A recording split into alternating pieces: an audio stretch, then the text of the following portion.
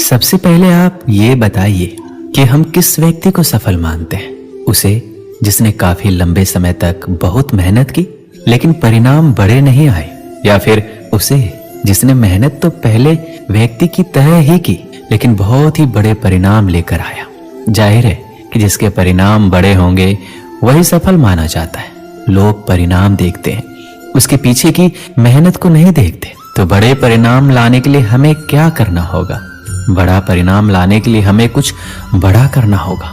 बात सही है, लेकिन कुछ बड़ा करना इतना आसान नहीं होता। हम ऐसा क्या करें कि कुछ बड़ा कर सके? दोस्तों, बड़ा करने के लिए बड़ी प्लानिंग की जरूरत होती है।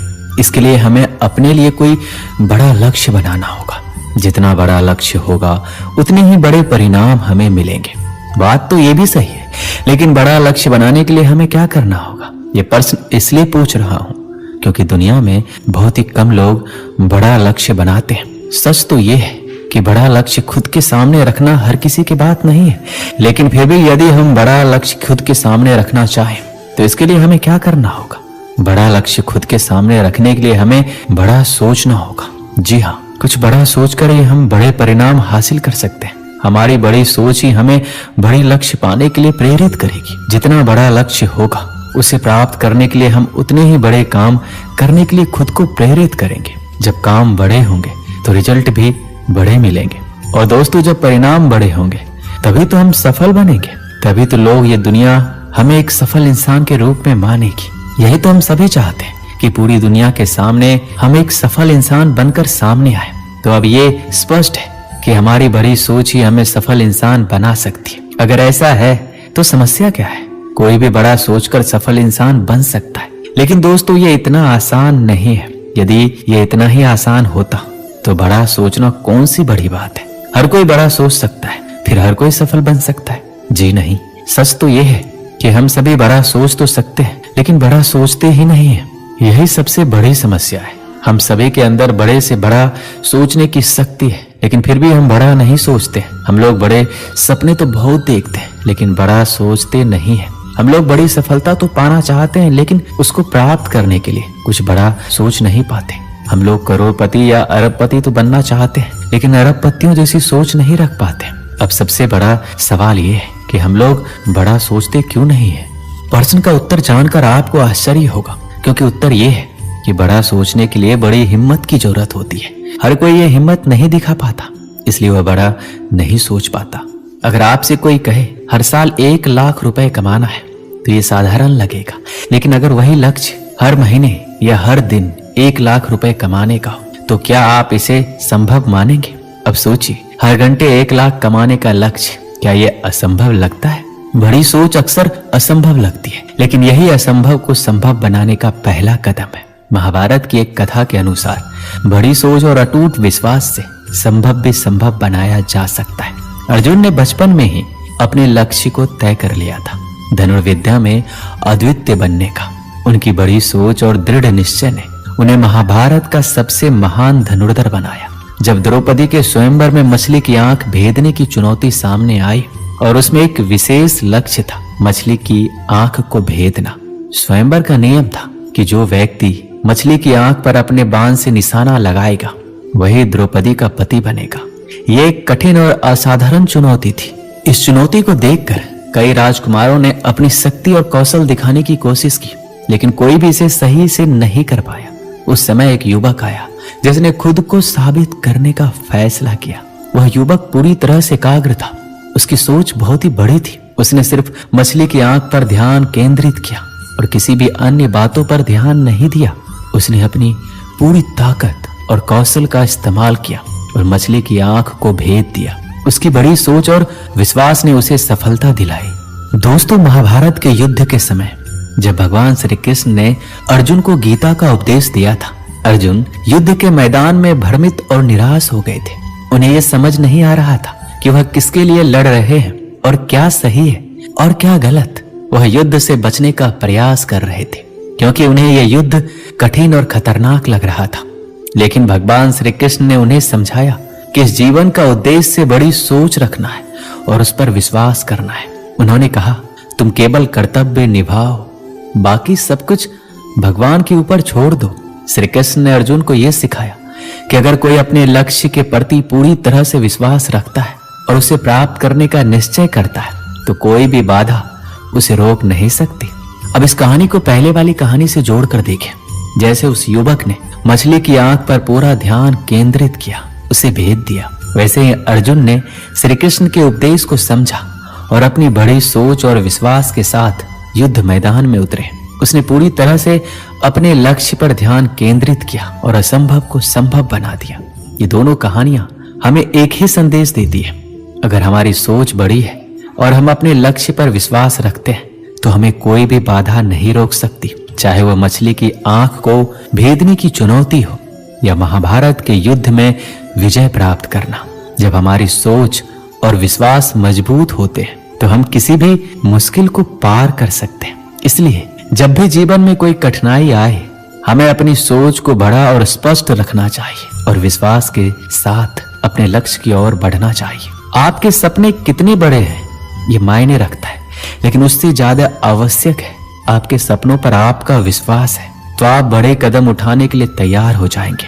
इसलिए अभी से बड़ा सोचना शुरू कीजिए, उस पर यकीन कीजिए और उसे हासिल करने के लिए पूरी योजना और मेहनत कीजिए। बड़ा सोचना आपका अधिकार है, इसे अपनाएं और दुनिया को बेहतर बनाने के लिए काम करें।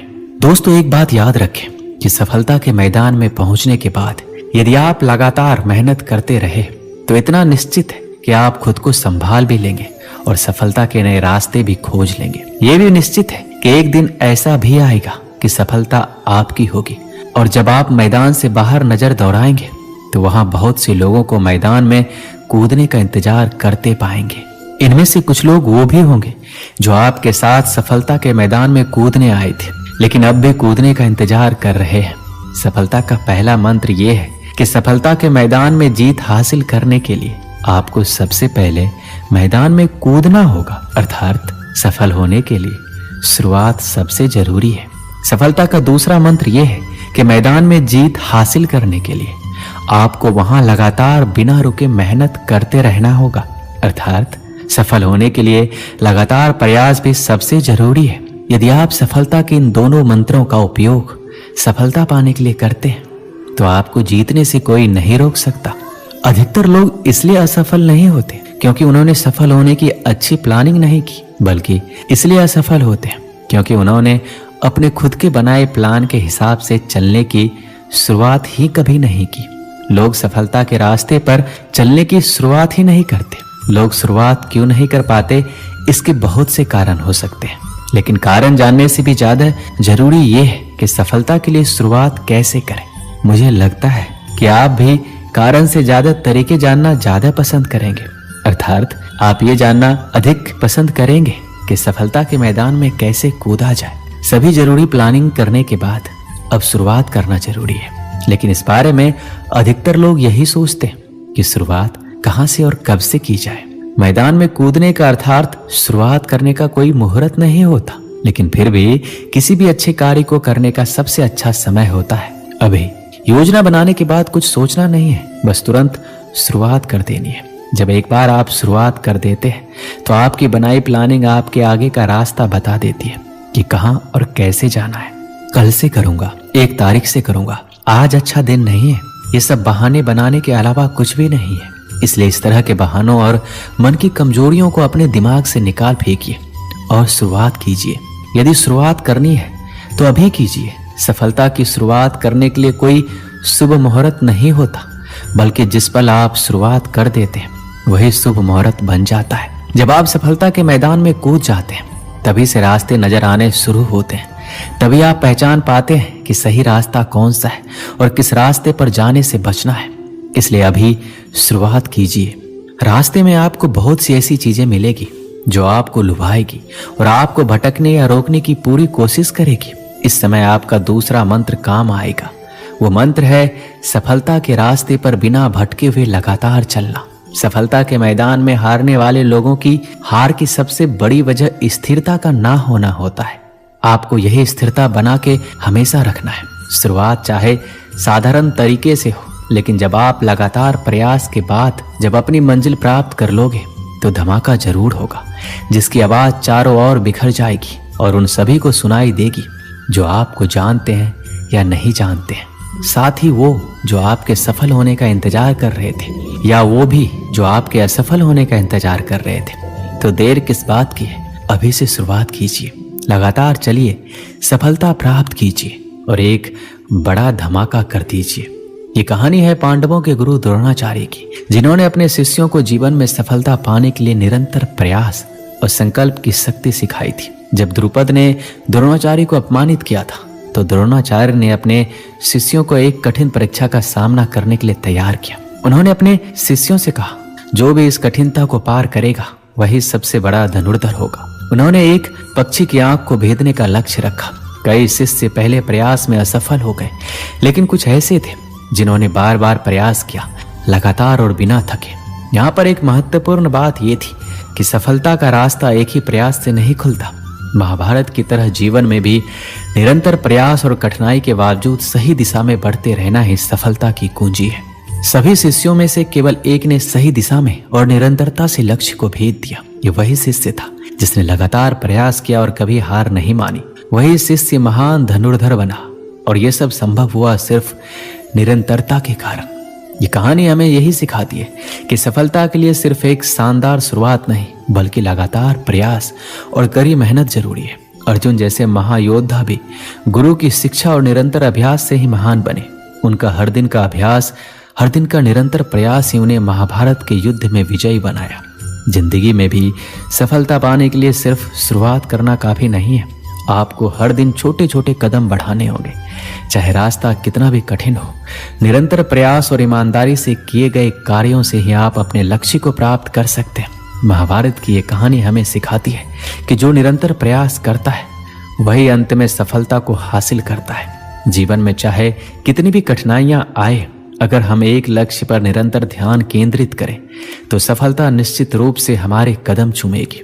तो अगर आप सफल होना चाहते हैं तो शुरुआत कीजिए और निरंतर प्रयास करते जाइए। आपको जो करना है उसे पूरी मेहनत और नियमितता से करें।